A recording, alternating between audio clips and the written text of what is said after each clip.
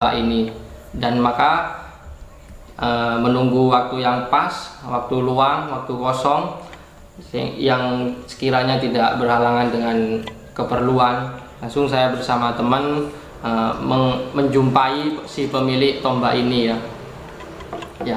Ini tombak look 5 ya.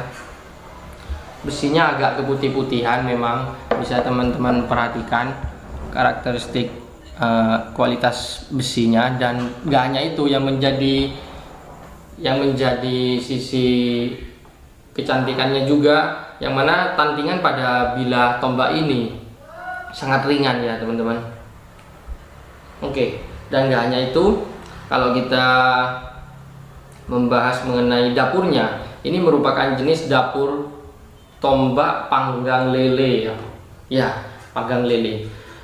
Kenapa dikatakan jenis panggang lele? Kalau secara bahasanya ya, tentu tombak ini memang sudah menyerupai alat untuk pemanggangan ikan lele.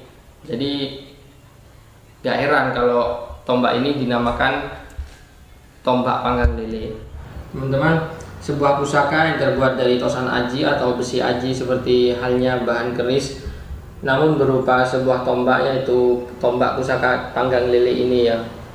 Tombak ini disebut sebagai panggang lele karena memang dari bentuknya sangat mirip sekali dengan bentuk ikan lele yang ditusuk saat dipanggang atau dibakar.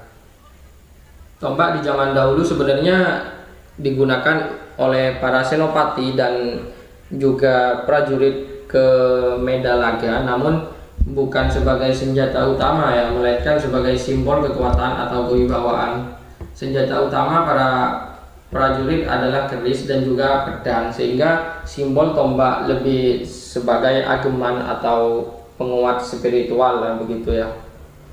Ya, mengenai tangguhnya, kalau dilihat dari kondisi bilah dan ricikannya, menurut saya ini dan berdasarkan referensi yang saya dapat, entah itu yang dari buku dan dari